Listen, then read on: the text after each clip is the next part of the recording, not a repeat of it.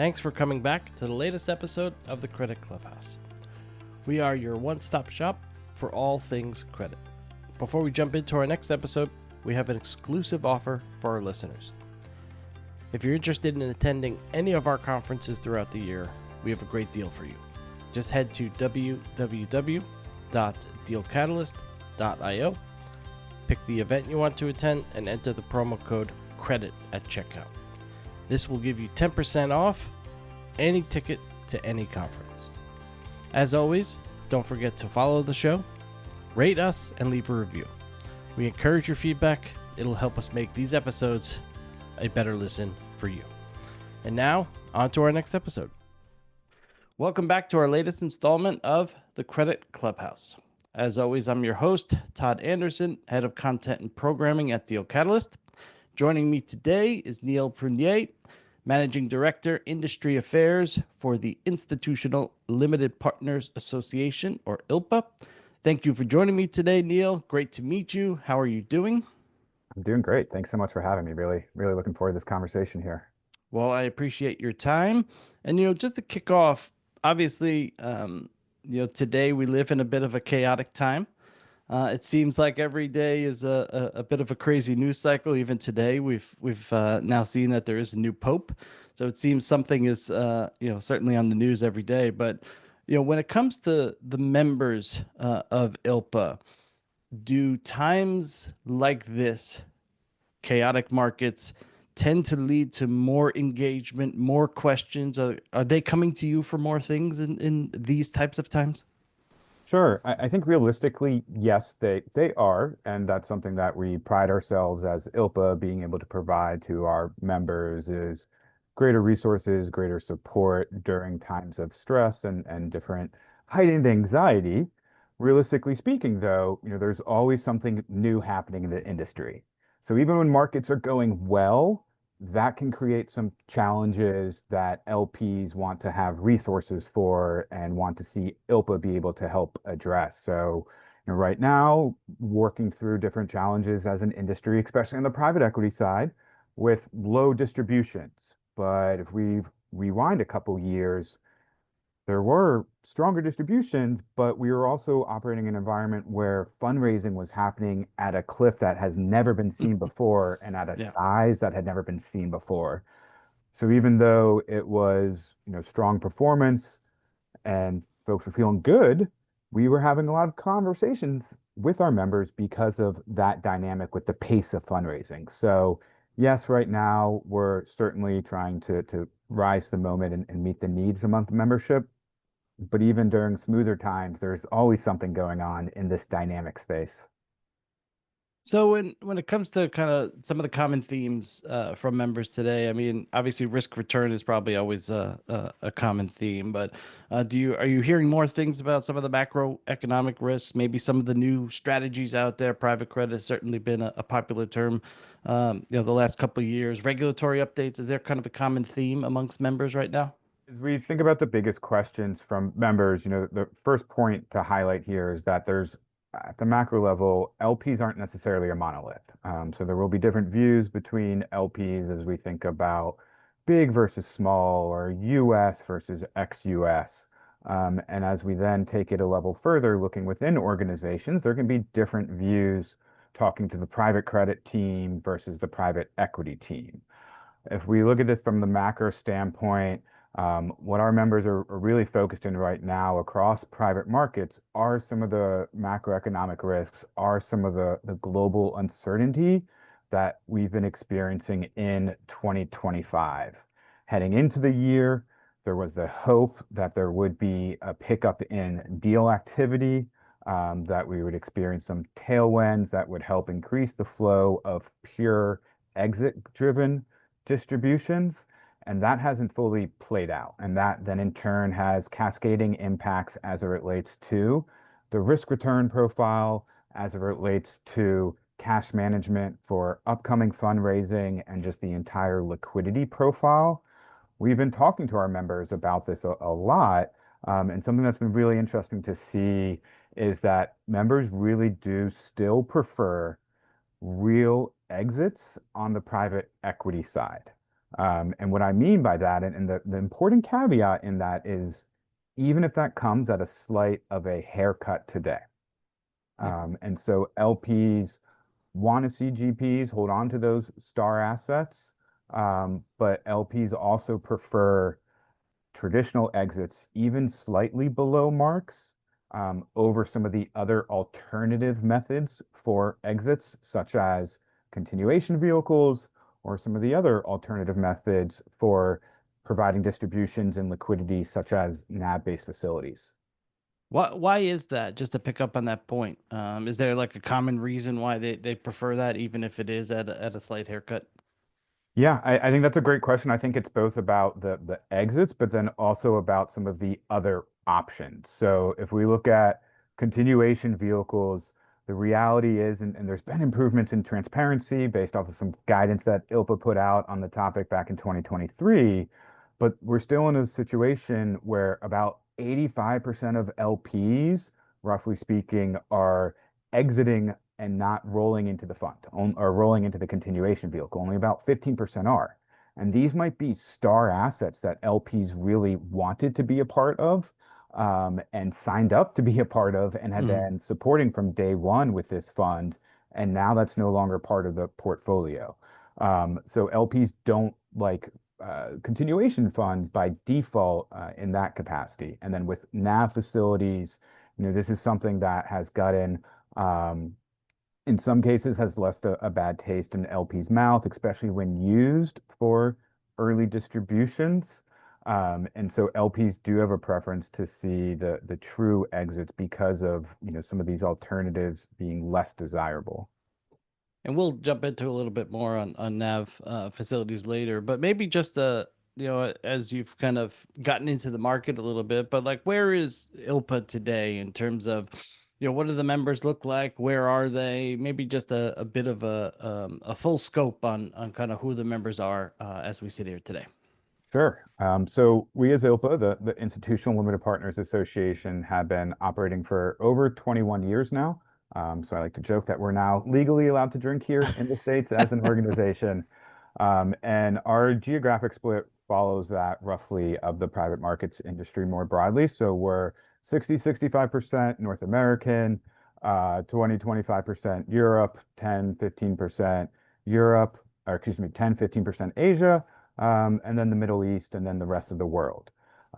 We then also have, as we think about our membership types, a good split between private and public pensions, insurance companies, endowments and foundations, high net worth, as well as sovereign wealth funds. If you can think about the typical types of investors, they're the typical ILPA members. So we do have good diversification across geographies and across the types that does roughly follow the broader markets. We as ILPA, as we think about engaging with our members in the private markets community more broadly, but we serve our members directly through three primary areas, that being education, the second being events that we put on and other networking and peer-to-peer opportunities. And the third is where I sit within the organization. That's our standards and industry affairs.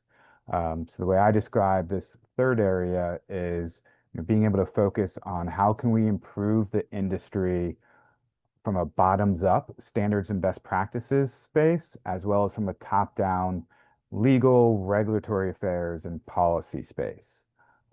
When we think about our work within standards and the best practices, we really focus hard on the themes of transparency, governance, and alignment of interest.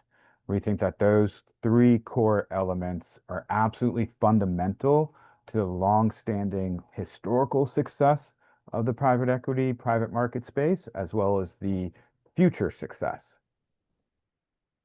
So you referenced NAV facilities a few moments ago, and clearly broader fund finance has really taken off. It seems the last couple of years in particular, it's a growth area for us. We've hosted events on it. We have your colleague Jeannie is going to be speaking at our New York event, and I know that you guys have put out some guidance on NAV facilities as well. Where would you say your members are with NAV facilities and even some of the other fund finance products? Because I know previously you've put out some materials on sublines. I think that was back in 2020. So maybe give us an understanding of kind of where they sit with some of these products today. Sure. So I'll first focus on sublines, and that is something that at this point, I think all LPs recognize are omnipresent. Yeah. You're going to be more surprised if a fund isn't using a subline than if it is, and so they're ubiquitous. We've done some polling and data collection from our members that indicate roughly 95+% of funds are using sublines. I think LPs recognize this and understand that this is just the way the world works. I think there are some frustrations from LPs, especially now that we're in a higher interest rate environment. Yep. When we were in a lower interest rate environment and the idea of simplifying the capital call process, it made a lot of sense because it wasn't really costing LPs a lot. In today's environment, what we're hearing from LPs is that on a quarterly basis, the interest charge associated with sublines can be the single biggest charge that they face, Hmm. even bigger than that of a management fee. And so when we think about it from the LP perspective, it's beneficial to have these sublines in place. They help operationally with the reduction in the number of capital calls that you're going to experience. However, I don't think that LPs are fully seeing the benefits that they would like to see. So, for example, I think there'd be a lot of improvements that could be made if LPs were able to get even further insight into anticipated future capital calls. If you know that this subline is going to get paid down every 6 months, being able to give LPs at the very least directional information Hmm. about when they can anticipate future capital calls without that needing to be something that LPs request and reach out for. So I still do think that there's some areas for improvement with doors. Sorry, did you get that doorbell? It was, yeah, I mean, that's okay. So there's areas for improvement with transparency associated with subscription lines of credit, where I think LPs would feel better about how ubiquitous they are and have some of the additional value accrue to them. On the point of NAV-based facilities, and I don't mean this to be an overtly negative sentiment towards some of these fund finance products, because I do think that they play an important role in the industry. But we did some very recent polling of our members, and 65% had a negative view on NAV-based facilities, and only 8% had a positive view. And I think this is for a few reasons. And again, much like LPs aren't a monolith, I recognize that GPs aren't a monolith either. But as it comes to the NAV-based facilities, I think especially as they picked up in use the last several years, there were some bad actors on the GP side from a communication, from a transparency standpoint that have made LPs feel more negative towards NAV-based facilities. And this is because there wasn't any transparency about the use of NAV facilities.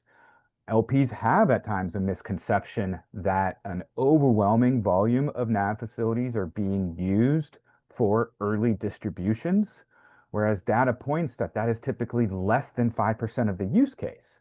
Yeah. But LPs have this perception because that at times is the only type of NAV facility that they are being informed about because they're seeing it in a distribution notice. And so these other types of NAV facilities they're only finding out about after the fact, if at all. And what we would like to do is to see even greater transparency as part of this process. And then in certain cases, based off of LPA language and how it's structured, involvement of the LPAC. But at the heart of some of these negative sentiments from LPs I think is how it's been conducted within some GP organizations and at times a complete lack of transparency and communication related to an upcoming or even after the fact use of a NAV facility.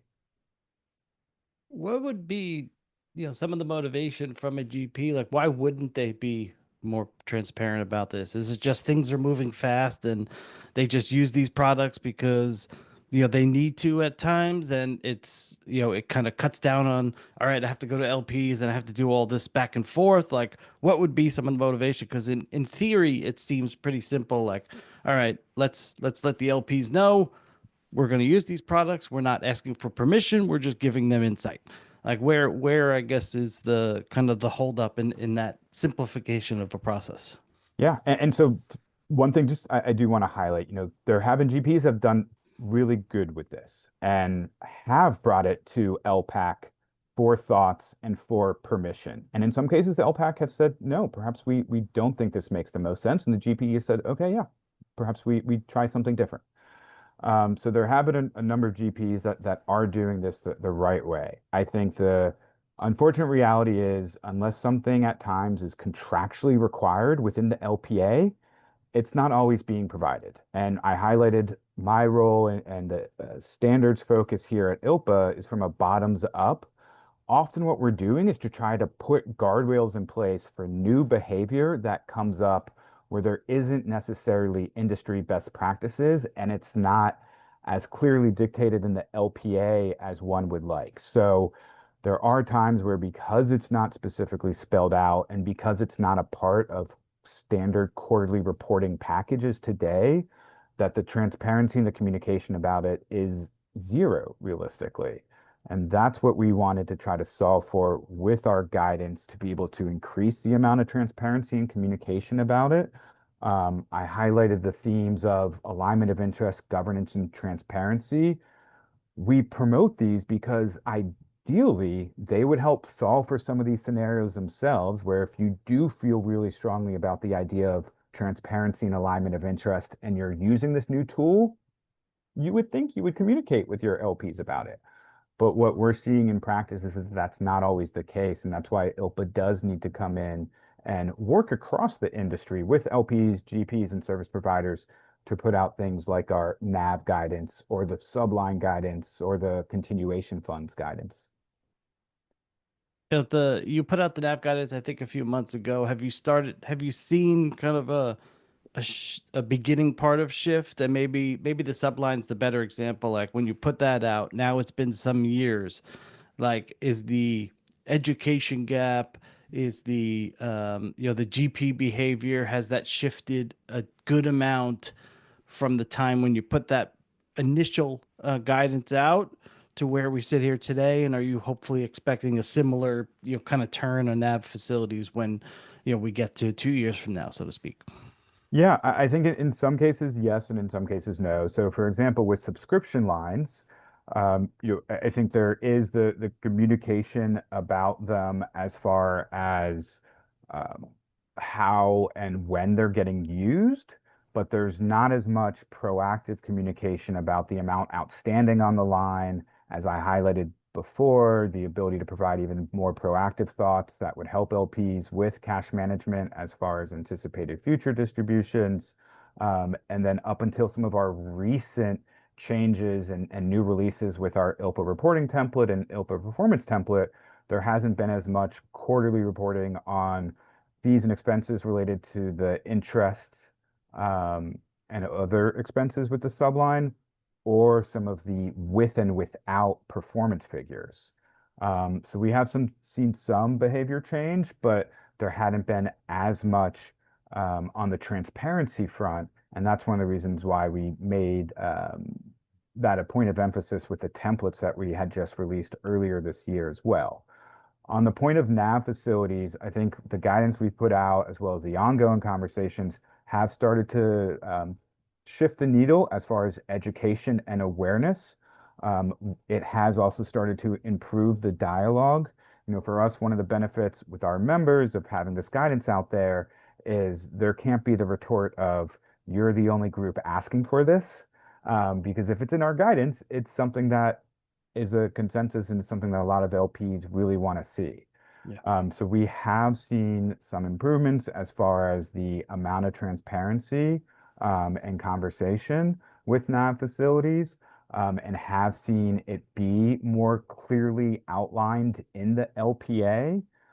However, sometimes in getting more clear outlining in the LPA, it is the end result can be that There's even greater freedom for GPs to do what they like, whereas LPs might not necessarily want that. So as we think about NAV facilities and what we want to keep pushing for and what we're going to continue to try to have wider adoption in the industry with our guidance is the theme of transparency, especially on key elements like rationale. Why did you decide to do a NAV facility as opposed to something else? What is it being used for, and how is it being deployed? Things like that are really important for LPs to know. For example, that use case I mentioned before, one of the reasons why LPs don't like NAV facilities to be used for early distributions is that they can typically get a loan on their own at a lower interest rate than that of the NAV facility. And so if a GP is saying, oh, we know distributions are tough, we want to give you this distribution now, well, LPs are actually paying for that in the interest charges, and it's costing them more than if they were to take a loan out on their own. And so, other use cases as far as reinvesting in portfolio companies, well, LPs want to understand, is this because there was poor cash management and how the, capital was deployed early in the life of this fund versus is this really the best decision and the best possible outcome for that particular asset? And that's where it should be a strong partnership between LPs and GPs, and transparency and communication is such a big element of that. Do you think and kind of the last point on the NAV and fund finance products, can the LPs kind of take back the power, so to speak, and kind of collectively really start imprinting this? Like, it needs to be in the LPA, and it needs to, we need to see this in the documentation, or hey, we won't allocate to you. And I know it's not, as you said, they're not a monolith, so not everyone's going to act the same, but collectively, if that starts to happen along with your guidance, maybe the needle shifts quicker.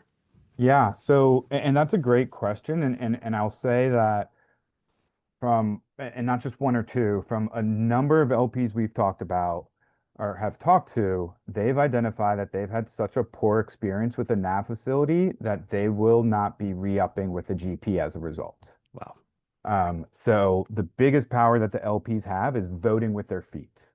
And so if there are these frustrations that LPs are experiencing, yes, we are seeing and hearing that impact future re-ups with a GP.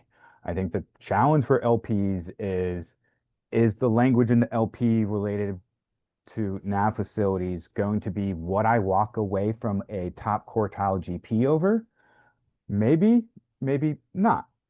And that's the reality of the tough position LPs are in from a negotiating standpoint, from the leverage that they may or may not have in a given negotiation. So this is a point that's very important to LPs to start seeing more clearly and push for greater protections and more transparency in LPAs and inside letters as necessary.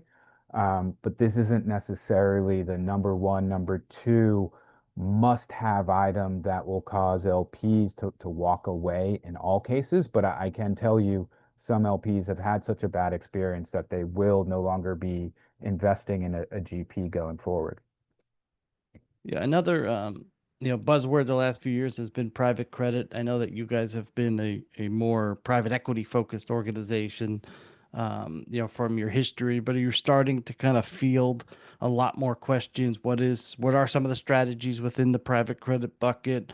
What does that look like comparatively speaking to private equity? Like, what is, because from our point of view, we cover credit to a great deal across our portfolio. And so curious to understand kind of where you guys are with private credit and where the members are starting to look. Yeah, that's a great question as well. And historically there had been a much greater focus on private equity. And I think realistically that's still where we do our most work and focus on most directly.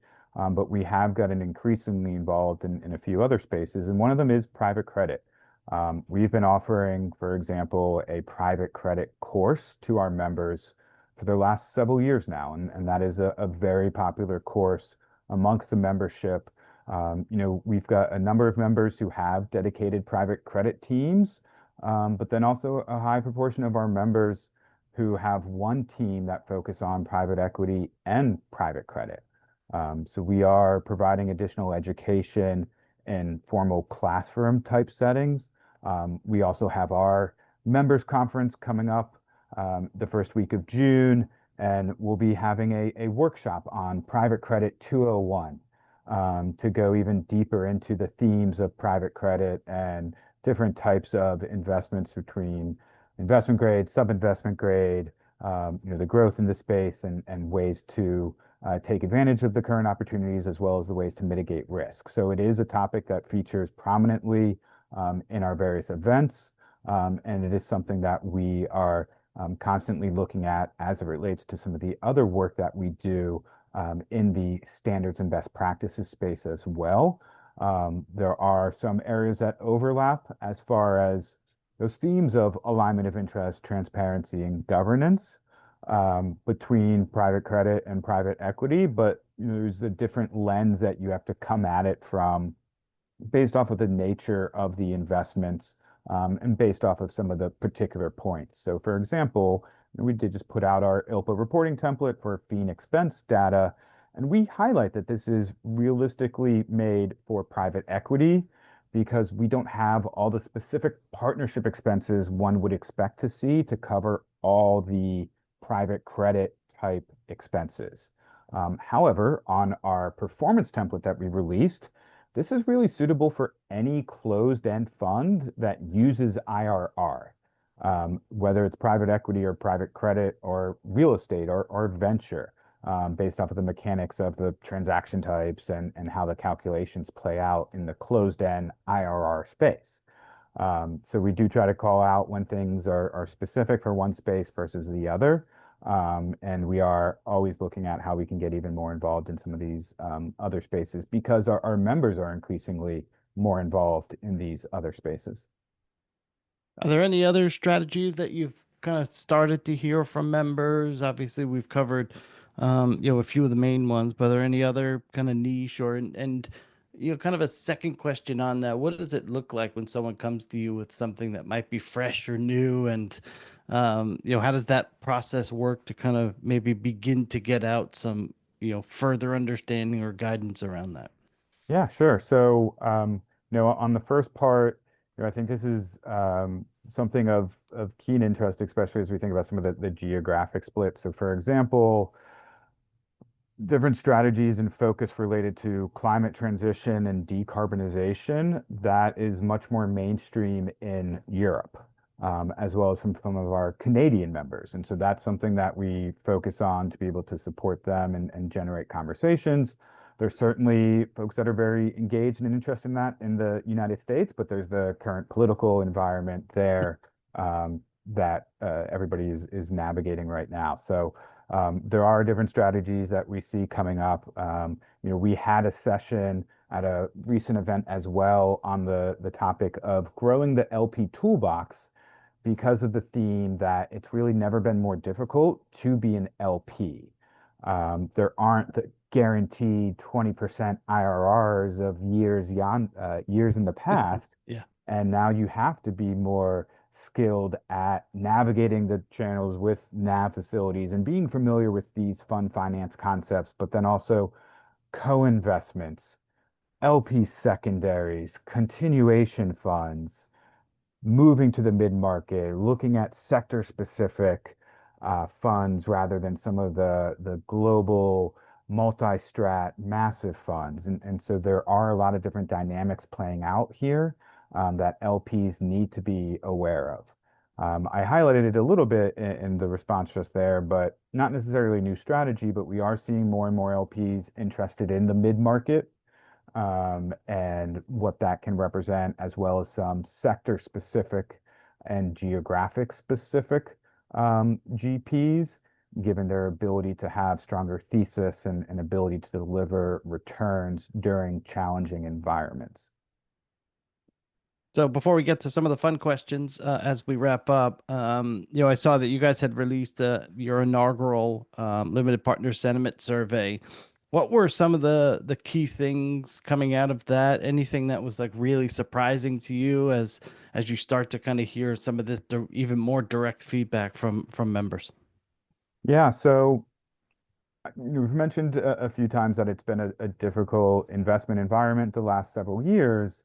And one of the things that's been of interest and that we've been paying really, really close attention to is the idea of negotiating leverage. And folks at times talk about the pendulum swinging from one side to the other, and it's in the GP's favors when returns are great and distributions are flowing, and it's in the LP's favor when the fundraising environment is tough. And while there have been some improvements for LPs, given how tough of an environment it currently is, the shift hasn't been as far as one would expect it to be to the LP's favor.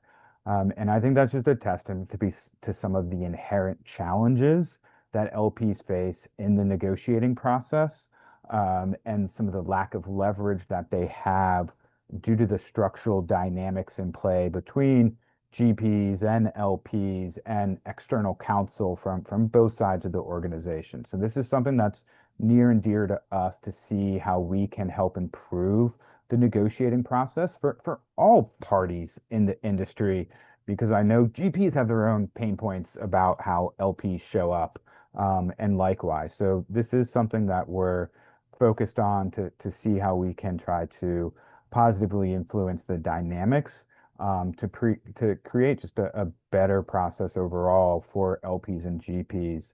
I mentioned that some LPs have walked away because of the NAV facilities.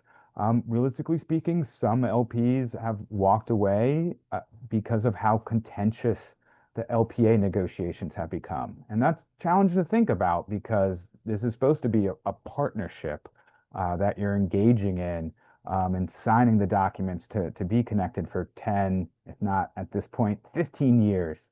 Yeah. And it has been a very challenging dynamic the last several years. Well, I really appreciate you spending time with us here, Neil. So a few fun questions as we kind of get out the door. Favorite sports team or hobby? Sure. So my favorite sports team is the Boston Red Sox. So I've had the good fortune of seeing a few World Series championships these last since the turn of the century, starting in 2024, or excuse me, starting in 2004. Not 2024 wasn't a great season by any means. Um, so that's been a really rewarding experience. And then from a hobby standpoint, I do have about 75 indoor plants. And Hmm. so I do a lot of plant work at home. Tell us. Well, I think that might lead to the next question, but maybe you'll have something different. One surprising thing about yourself. Um, that's a great question. So one surprising thing about myself, I think I will go with the good old plants.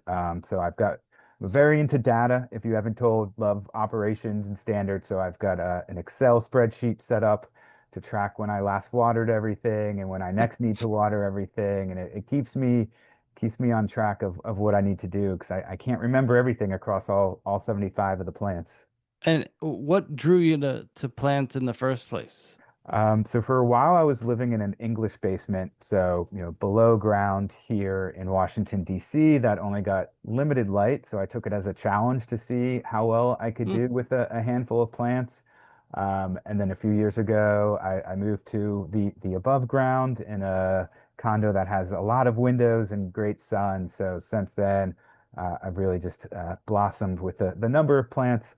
I try to cut back. It is difficult when my wife and I go out of town, I can especially for imagine. more than a week or so. So I've got that spreadsheet comes in handy with some friends that have been very kind to come by and water once or twice. But it's been a growing habit and a growing hobby over these last several years. One book you'd recommend the listeners read.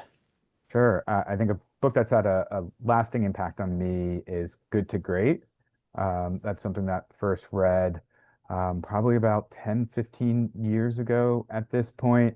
and have really used that as part of kind of my ongoing leadership development, as well as strategy and looking at an organization and even the industry as a whole. I'm looking at a copy of it right there. Oh, great. What's the most exciting part of your job?